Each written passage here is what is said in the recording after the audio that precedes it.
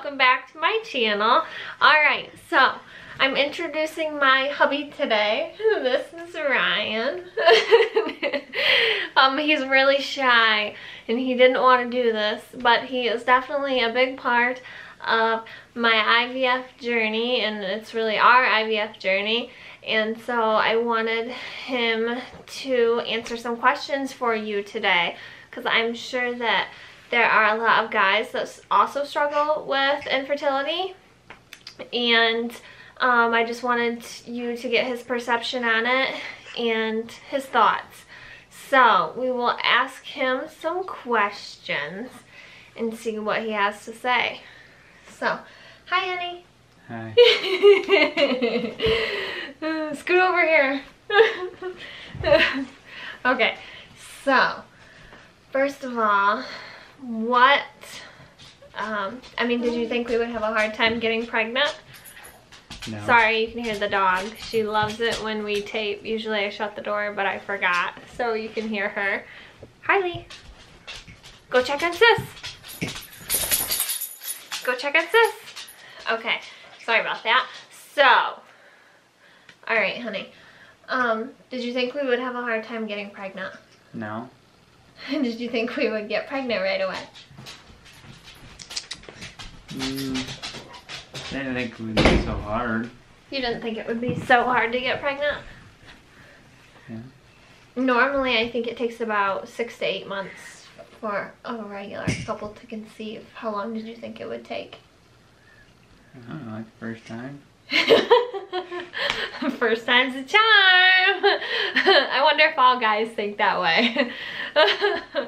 I definitely didn't think we would have a hard time. I felt like we would get pregnant within the first 6 months.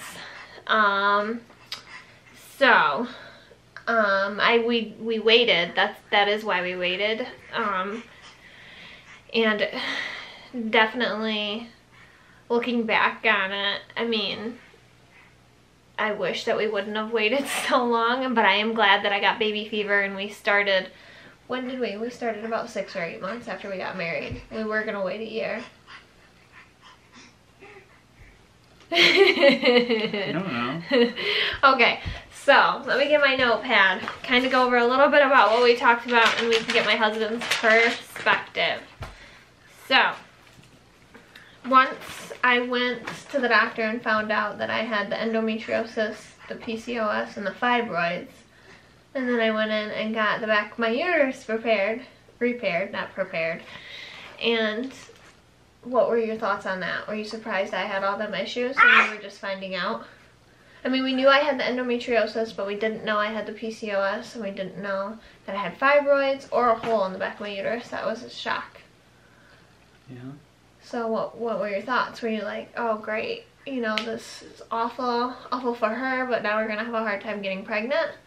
You're gonna make it harder. Okay, so then she referred us to an IVF doctor, and we went to our first IVF. Dr. Ryan thinks he was a quack, to put it nicely. And we went to our first IVF doctor. What were your thoughts? Did you think he was going to help us be able to get pregnant, or did you think he was a quack right from the start? Or were you just letting me kind of do what I thought was right for our IVF journey? At first I thought, okay, you know, this is going to work.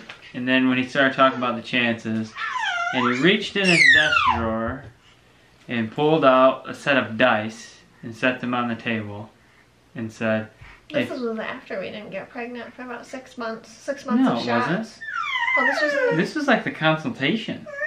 Really?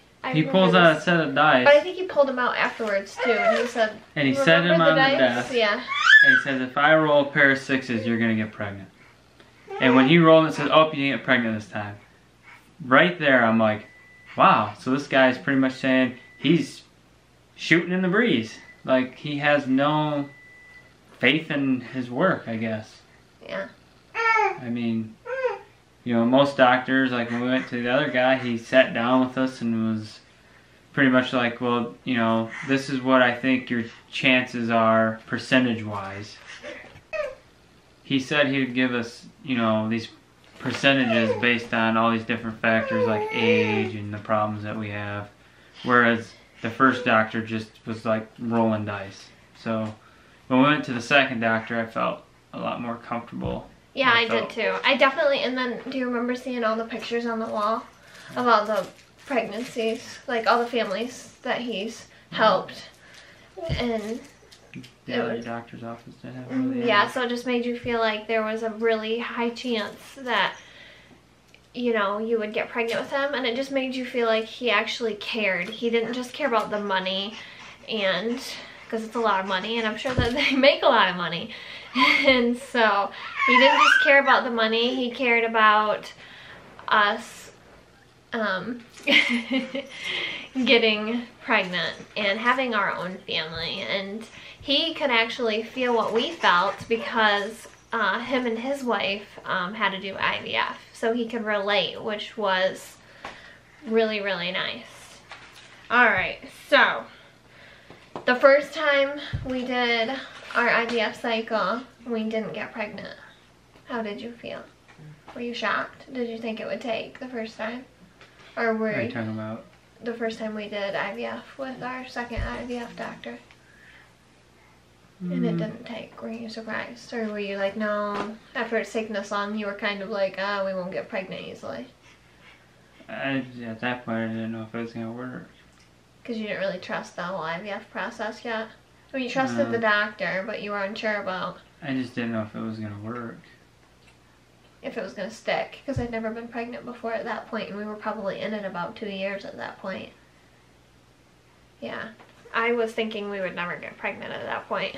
Okay, and then the second time we went in, and you were actually gone for work, and then your grandmother passed away, so my aunt had to come over here and take care of me because I was on bed rest. And I didn't feel pregnant. I didn't think I was pregnant. I do remember craving a lot of chocolate. But you have that 2-week wait after, and then you get your blood drawn. And then I remember I already took a test at this point and it came up positive. So when you got home, I took another one and I showed it to you. What did you think? Did you believe it? You remember that? That was kind of a blur, I know, right at that point, because your grandma passed away. The baby. We have her in here. She's awake. How did you feel? I was just unsure, I guess. You didn't think it could be possible? Or you were just shocked? I was just... I guess I wouldn't know for sure, like... Until we actually saw it in the ultrasound? Well, I was never really, like... I don't know, I don't want to sound bad, but... At the appointments and stuff. I mean, when we had her, when you got pregnant with her, it's kind of totally different, but, like, when we go to the doctor's appointments, and you could see... Her seemed real. Yeah, like when you could actually see that there was an actual So just baby taking there. a test, you're like, oh, it might be false positive. Well, It's not real. It just didn't feel real. it's like, well, there's so many factors when it's that early. Like, well, and you I know, too, you worked a lot, so, like, at that point, you only took me to a couple IVF appointments, and then you had to go away for work, and then your grandma passed away, so my aunt and uncle were really involved at that point, and you just kind of knew the ins and the outs and the finances, and we made the decisions together on what to do, but I went to a lot of the appointments by myself. So, did that have something to do with it? I don't know, it just... I don't know, I guess there's a lot going on. Yeah. Between buying the house and moving So, and everything else. you remember when we went to our first appointment and you saw the ultrasound, how did you feel? Or we got the call from the doctor and my labs were positive and they were climbing really quickly. Were you thinking, oh my goodness, it might be more than one? When you got pregnant?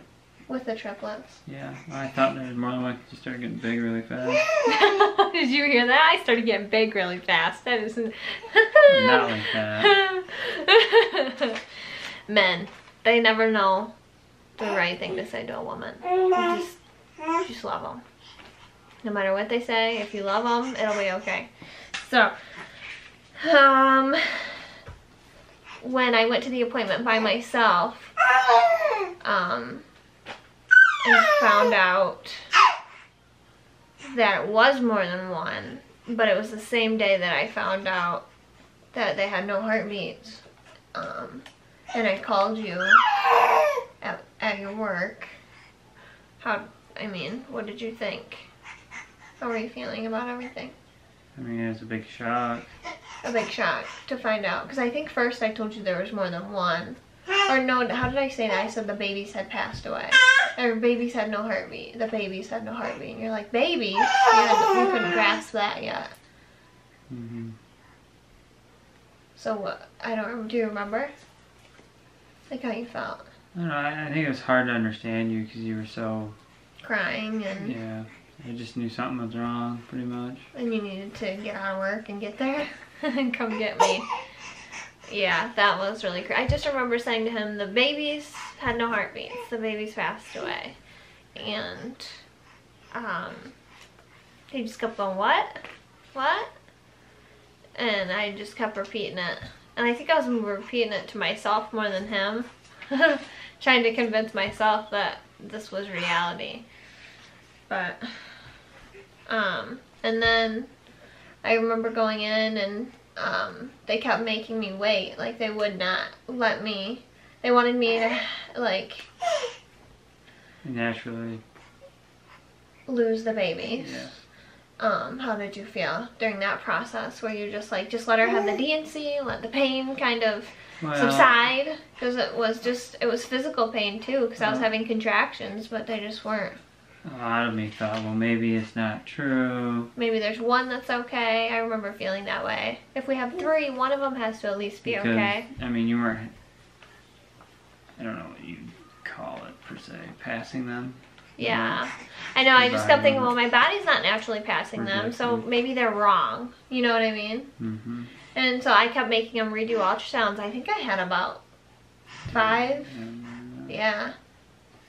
4 or 5 ultrasounds before they scheduled the D&C. And hey, honey, will you get that? Thank you. She likes to put her bib over her face. It's a game for her, and then you go boo, and she giggles. But let's see where we are at. Yep. So then that night that I started to lose the babies, that was really scary. I woke up in the middle of the night, and we were supposed to have the D&C that morning, but I just remember waking up in the middle of the night, and I was in a lot of pain, and I kept saying to him, I can't get through the night. We need to go to the ER. We need to go to the ER. And I remember, what did you say? Oh, you're fine. Go back to bed. He was really tired, though. He did just get out of work. And he was going to get up with me in the morning and go with me and then go to work. So he was just purely exhausted from everything. I'm sure taking care of me emotionally and physically was draining, and then going to work. But what do you think? I mean, that night when you saw how much blood there was and we turned the light on, what did you think? What were your thoughts? It wasn't good. I mean, were you scared? I mean, I was a little stressed out. Were you thinking, like, that's a lot of blood, or is this is okay, you're just going to pass the babies at home before you have the D&C? Thought it was a lot of blood. Yeah, me too. I definitely was scared. They don't prepare you for that. They prepare you for pregnancy. There's books, there's whatever. There's a million things out there that prepare you for pregnancy and walk you through each week of pregnancy, but nothing can prepare you for miscarriage. Nothing. And so they didn't tell me what to expect. They just told me that it would be painful, and it was painful. I definitely could compare it to the contractions that I had with my loss. Were very similar to the contractions that I felt during the labor with Remy. And so a lot of people say, oh, you've never felt pain before, just wait till you have a baby and you're in labor. There's nothing like it. And to me, that was just kind of hurtful, because I did get pregnant. I am a mom, and I did have contractions. I did go through labor, and I just might not have had the end result of a baby here on Earth, but I still had babies. I still had 3 babies at that point, you know, and so that was just hurtful. And I just remember talking to Ryan about how people didn't think about things like that, and a lot of the times family, they didn't know the right thing to say, so I tried not to take it to heart. I definitely remember like crying to you a lot about will you grab her toy? You hear her, she's fake coughing. But I definitely remember crying to you a lot about people saying hurtful things. And you would just be like, shrug it off, they don't know how to handle it, you know what I mean? Yeah, they're just trying to say the right thing, but they don't know what to say. Yeah, that was hard. So then the DNC, we ended up going in, we ended up having an emergency DNC. We did lose one of the babies by the time we had an ultrasound and we got there, but there were still 2 in there that we had not lost. At that point, I was losing a lot of blood, and they were preparing for a transfusion. Yep. So as soon as the doctor got right in, they bumped me up to the first appointment of that day, or the first surgery of that day, and they did the DNC. And then I just remember having a lot of pain afterwards, and finding out, because we went back into probably about a month later, we were grieving, we were still grieving, but we knew that we wanted to get pregnant, so that's when we adopted embryos. And But you were having a lot of discomfort. I was having a lot of discomfort, but they always go in before, and you know, you put the embryos in, they would always go in before, because I had the endometriosis and the fibroids, and they would scrape out my uterus, clean it all out so that the embryos would attach better and have a good environment, a better chance of conceiving. So I remember waking up in a ton of pain, and he said I had to redo your whole DNC. There was still a lot of scar tissue and tissue from your last DNC in there. It was not a complete DNC. They messed it up. And normally he would not do DNCs, but he did not have a choice. And so that was really scary. And how did you feel about that? I was pretty angry when I got a $900 bill from that doctor, and she had messed up my DNC and they wanted me to pay it, and I said, I'm not paying a bill when you did an incomplete DNC. So they ended up waiving the bill, and I've heard from numerous people that this doctor had messed up their DNCs also, or that they did not feel comfortable with her, or you know, they didn't have the best of experience with her. Yeah. So glad that I wasn't the only one, and I knew at that point she was not the doctor for me, and I switched.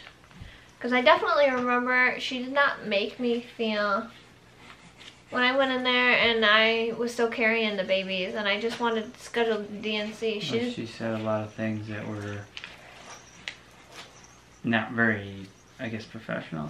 Yeah, like, do you remember some of the things? Well, like, you're what at the time, you're what, 21? No, I think I was about 23 at that time, yeah. It was, you're only 23 years old, why do you need IVF?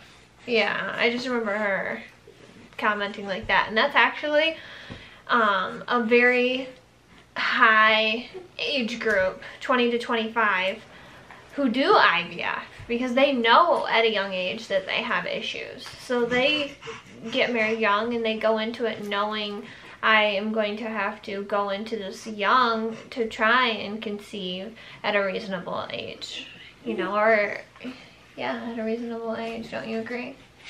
When we realized, because we kind of had an estimated time of when we wanted to have kids, which I'm sure everybody does, and I mean, life never goes as planned. So after that, we proceeded, after the second DNC, we proceeded with the donor embryos. Mm-hmm. And that was a mess. Yeah. I talked about that before in an earlier video, but we didn't adopt as many embryos as we thought we did. Well, that was a miscommunication. Yeah, that was a miscommunication in the office of a lady who was just learning how to do that end of things. But that didn't take. Did you think that was going to work? That I was kind of... After we got pregnant with the triplets, I thought we would get pregnant again pretty easily. Well, I thought it would take. In the middle of all that, though, they said that you and me genetically didn't mix. Yeah, in the midst of all this, they took some tissue samples and blood samples of the babies during the D&C, and it came back that they had trisomy 8, which I talked about. And then when we went to the genetic counselor, they told us that they were girls, which we never knew. Yeah, which was really sad. And so that is why we adopted embryos, thinking that every time we would get pregnant, it would result in a loss due to trisomy 8. So until we went to the genetic counselor, we realized that there's different versions of trisomy 8, and after doing testing on us, they realized that the trisomy 8 that we have is not a trisomy 8 that